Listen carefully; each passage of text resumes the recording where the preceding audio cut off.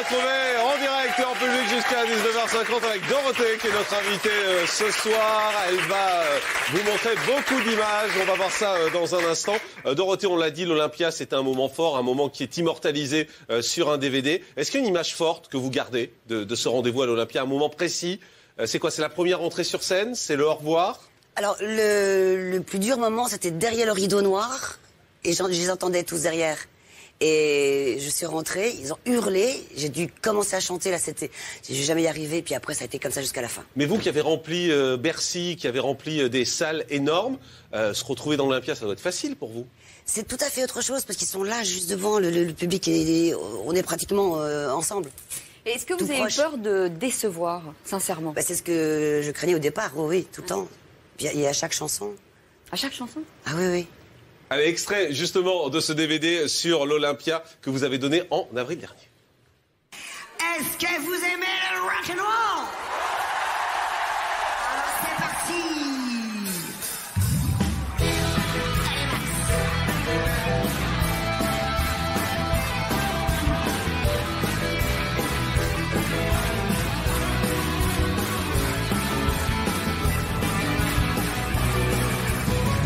C'est pas parce que je suis une fille qu'il faut me prendre pour l'idiot de la famille.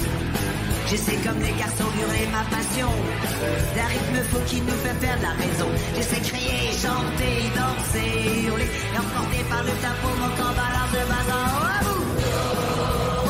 Ne bougez pas, j'arrive. L'ambiance est explosive. Je passe à l'offensive. Et qui m'aime me suivre.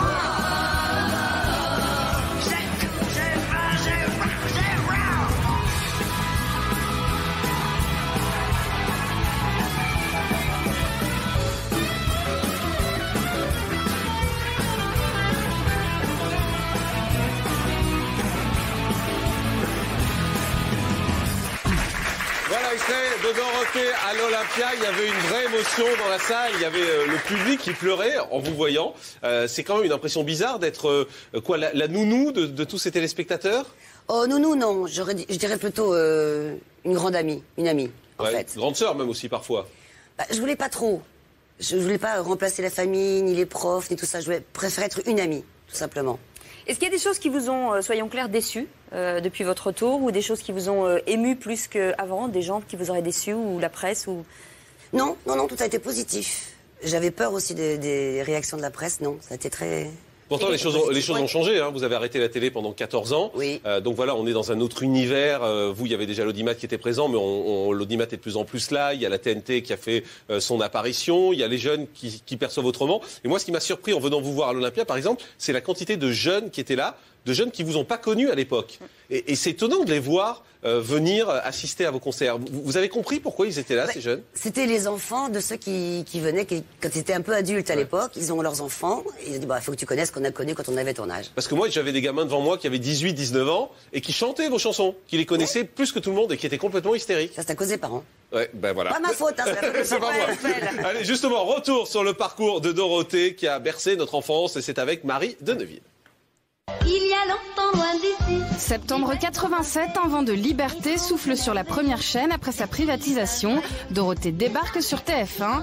Très vite, des millions d'enfants se régalent devant le Club Dorothée. Retour sur cette carrière incroyable. À l'époque, en 87, ce qui était totalement innovant, c'était une émission de télévision présentée par 5 animateurs. Ça n'existait pas à l'époque. En fait, au début, on avait que le mercredi. On n'avait pas du tout... Et au fur et à mesure, le succès était tellement fulgurant qu'on a eu plein de choses. En plus, on a eu des quotidiennes. Après, on a fait le dimanche matin l'ancêtre du sitcom, qui s'appelait Pas de pitié pour les croissants. Ça a vite pris, quoi. Il y avait une espèce d'engouement pour nous, pour le Club Dorothée, qui était incroyable. L'équipe assure jusqu'à 22 heures d'émission chaque semaine. Les audiences explosent. Les parts de marché sont colossales avec plus de 50% en moyenne. Le Club Dorothée devient un véritable phénomène de société. Ce qui faisait, entre autres, la force des animateurs, de l'animation du Club Dorothée, je ne parle pas des dessins animés, de ce qu'il y avait autour, c'est qu'on était devant la caméra comme on est dans la vie. C'est-à-dire chacun avec nos défauts et nos qualités, et ça passait, quoi. Ça passait. Et je pense que les téléspectateurs, Parce que le Club Dorothée était une émission familiale, c'était pas uniquement pour les enfants, c'était aussi pour les mamans, pour les grands-mères, les grands-pères, les pères. Et je pense que les téléspectateurs se retrouvaient en nous, quoi. On les faisait rire, voilà. Chacun avait un personnage bien défini. Le savant mélange fonctionne au mieux, on y rajoute des dessins animés japonais, mini-sketchs et des jeux qui sont aujourd'hui cultes pour une génération. Mais à l'époque, tout n'est pas rose pour Dorothée. Certains médias lui reprochent la violence et la niaiserie de certains mangas, mais l'animatrice garde le cap. Elle profite même de l'émission pour faire la promo de ses albums et de ses tournées. Là aussi, c'est le carton plein. Où est passé le soleil de l'été? Pour fêter le nouveau 45 tours de Dorothée, la machine à valer, le club Dorothée organise un super jeu. Il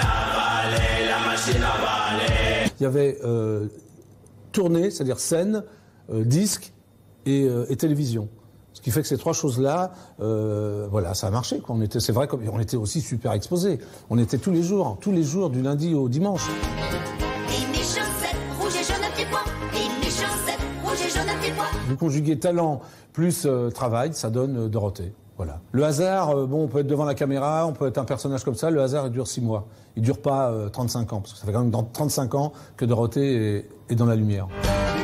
Mais 10 ans après le début de l'émission, c'est le drame. Alors que les audiences sont toujours au top, TF1 arrête le Club Dorothée le 29 août 97. Et aujourd'hui, tous les fans de Dorothée qui ont entre 20 et 40 ans réclament leur idole depuis l'arrêt de l'émission. À chaque apparition, Dorothée ravive les souvenirs d'enfance de toute une génération. Monsieur l'ordinateur, dites-moi, où est passé mon cœur? Je vous appelle au bureau du bonheur, car j'ai ça à l'instant du ministère des Fleurs. Dites-moi où il est. Dites-moi, s'il vous plaît. En 2008, elle était revenue sur IDF1 avec tous ses complices. Mais son véritable retour, c'est aujourd'hui. Elle se remet à la chanson en sortant un nouvel album. Dorothée revient sur les plateaux de télé. Et après l'Olympia en avril dernier, elle reviendra à Bercy comme au bon vieux temps. Voilà, Olympia, Bercy, c'est reparti comme au bon vieux temps. Vous avez ce sentiment ?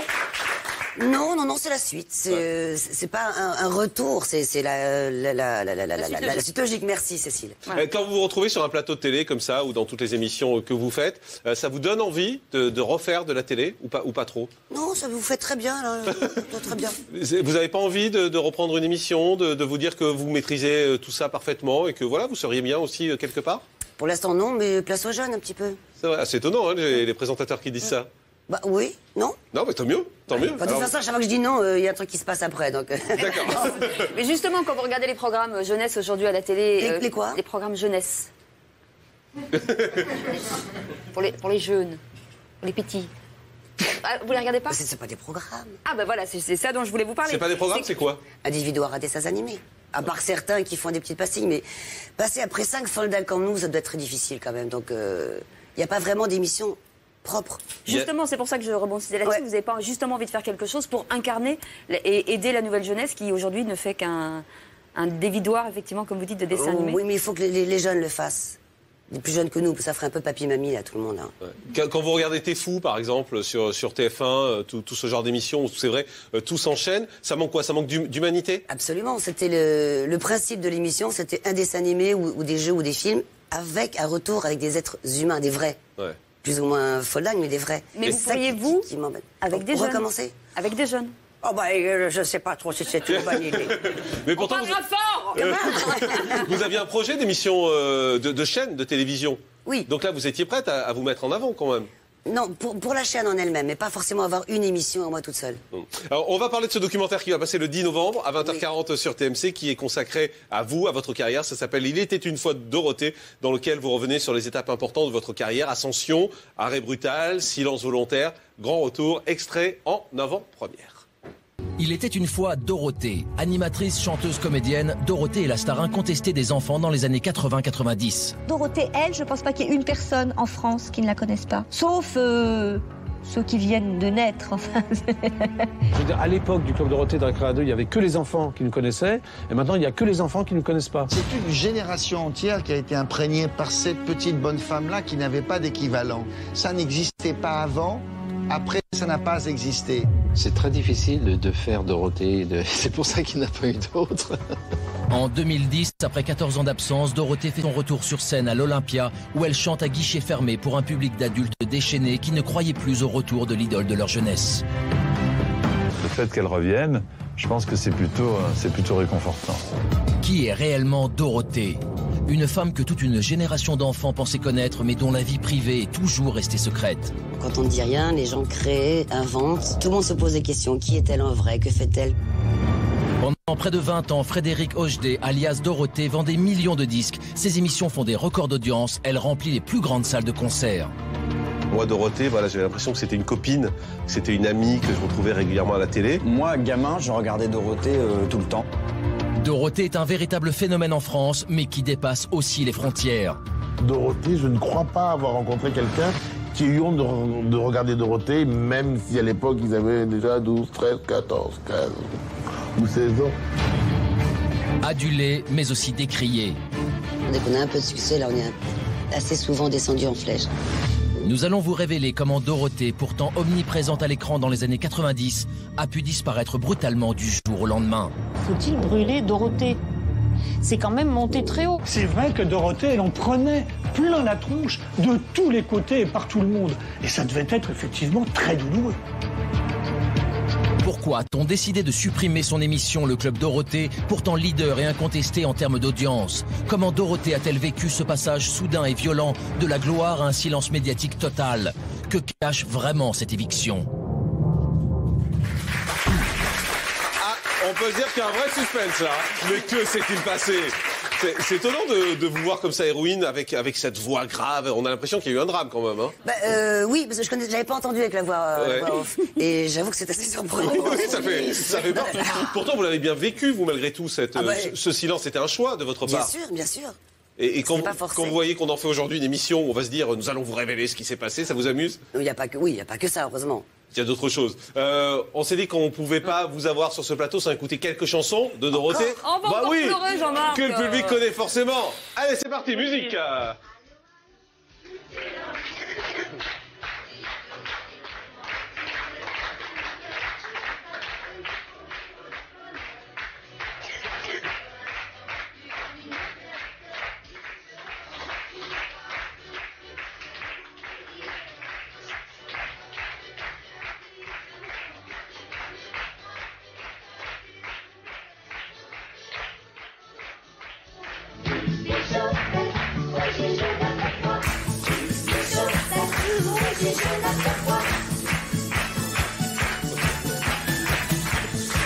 Bon, ça marche à tous les coups, hein, en même temps. Hein. Dorothée!